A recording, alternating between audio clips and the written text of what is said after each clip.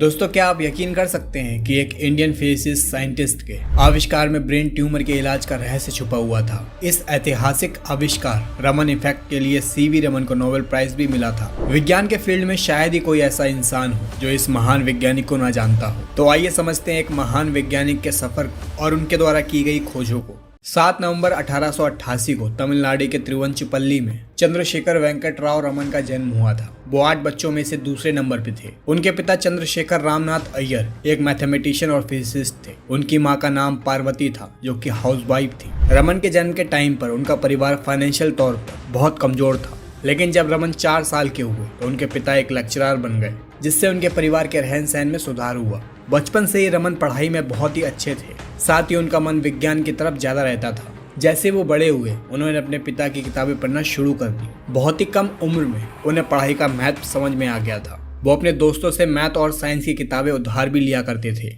CV Raman की study school में शुरू नहीं हुई थी, लेकिन बहुत ही जल्दी उन्हें विज्ञान के प्रति प्यार का एहसास हुआ, और यही कारण था कि 11 साल की उम्र में उन्होंने अपनी 10वीं की पढ़ाई पूरी की और 14 साल की उम्र में उन्होंने प्रेसिडेंसी कॉलेज में अपनी बैचलर्स डिग्री की शुरुआत की और 1904 में उन्होंने फिजिक्स और इंग्लिश में मेडल जीता। साथ ही अपना एग्जाम भी टॉप किया। उस साल वो पूरे कॉलेज में टॉपर थे। दोस्तों, उन्हें सक्सेसफुल बनाने के लिए कॉलेज ने फिजिक्स का गोल्ड मेडल दिया। इससे उनका खूब नाम हुआ। एमए के दौरान रमन घंटों अपने एक्सपेरिमेंट में बिजी रहते थे। इसी वजह से वो कई क्लासेस मिस भी कर देते थे। धीरे धीरे ये बात कॉलेज के रेगुलेशंस के पास पहुंची। वो लोग रमन के टैलेंट से वाकिफ थे, इसलिए उन्होंने सिर्फ रमन के लिए क्लास के रेगुलेशंस बदल दिए।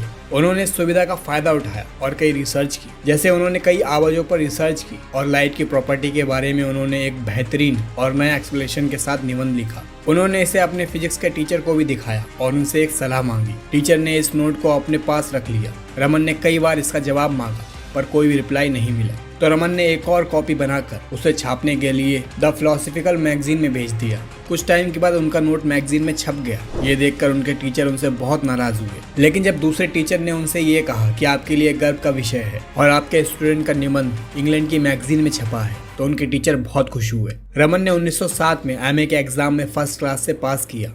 साथ ही उन्हें कॉलेज के बनने के अब तक के सबसे ज्यादा नंबर मिले थे। इस टैलेंट को देखकर सरकार ने उन्हें विदेश में पढ़ने की स्कॉलरशिप दी, जिससे रमन लंदन जाना चाहते थे, लेकिन अपनी हेल्थ प्रॉब्लम्स की वजह से वो नहीं जा पाए। इसके बाद उन्होंने इकोनॉमिस्ट एग्जाम में टॉप किया और 19 साल की उम्र में वो कोलकाता में सहायक महालेखपाल यानी डिप्टी अकाउंटेंट जनरल बन गए। नौकरी लगने के बाद मद्रास में समुद्र चुंगी विभाग के सुपरिटेंडेंट कृष्ण स्वामी अय्यर की बेटी से उनकी शादी हो गई और कई साल तक उनकी जिंदगी नॉर्मल कट रही थी। लेकिन इस बीच उनकी रुचि विज्ञान में कम नहीं हुई थी। कोलकाता में उन्होंने Indian association for cultivation of science की लैब में अपनी रिसर्च जारी रखी। हर सुबह वो ऑफिस जाने से पहले लैब में पहुंच जाते थे। साथ ही संडे की छुट्टी पर भी वो लैब में ही रहते थे। ऐसे कई सालों तक चलता रहा, लेकिन जब उन्हें लगा कि वो नौकरी के साथ अपनी रिसर्च को टाइम नहीं दे पा रहे हैं, तो साल 1917 में उन्होंने नौकरी छोड़ दी और जुलाई 1917 में रमन ने 29 साल की उम्र में साइंस कॉलेज में एक प्रोफेसर के रूप में काम करना शुरू कर दिया। कॉलेज में आचार्य बनने के बाद भी वो अपने एक्सपेरिमेंट से जुड़े रहे और रिसर्च जारी रखी। फिर साल 1921 में ऑक्सफोर्ड के एक प्रोग्राम को अटेंड करके भारत लौट रहे रमन ने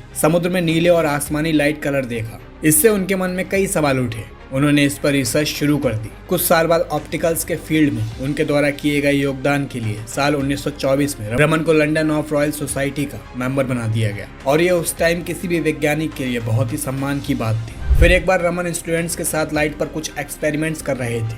उन्होंने लाइट की किरण को एक छोटे से छेद से गुजारने के बाद मंजिल के फ्लूइड पर डाल दिया। दूसरे सिरे पर जब उन्होंने डायरेक्ट विजन स्पेक्ट्रम से देखा, तो उसमें कुछ अजीब लाइंस दिखाई दे रही थी, जिसे देखकर रमन ने महसूस किया कि प्रकाश की किरण वास्तव में कणों की धारा की तरह बिहेव करती है। उन्होंने देखा कि किस तरह फ्लूइड पर प्रकाश की किरण डालने पर प्रकाश में मौजूद फोटोन फ्लूइड के एटम पर वैसे ही बिहेव करते हैं जैसे क्रिकेट की बॉल फुटबॉल पर करती है। दोस्तों, क्रिकेट की बॉल फुटबॉल से टकराती है तो वो कितनी ही स्पीड से क्यों न टकराए, लेकिन वो थोड़ा सा फुटबॉल को हिला ही देती है। इस प्रक्रिया में क्रिकेट की बॉल फुटबॉल को अपनी कुछ ऊर्जा देती है और गेंद दूसरी ओर उछल कर गिर जाती है। रमन ने देखा कि इसी तरह फोटोन भी अपनी ऊर्जा छोड़ देते हैं और छिद्रे हुए प्रकाश की तरह स्पेक्ट्रम में कई बिंदुओं पर दिखाई देते हैं, जबकि अन्य फोटोन अपने रास्ते से हट जाते हैं। वो ना तो इस प्रक्रिया में ऊर्जा लेते हैं और ना ही छोड़ते हैं, इसलिए वो स्पेक्ट्रम में कॉमन स्टेट में नजर आते हैं। फोटोन में ऊर्जा की आई हुई कमी और इसके रिजल्ट में स्पेक्ट्रम में कुछ अलग लाइंस बनाना ही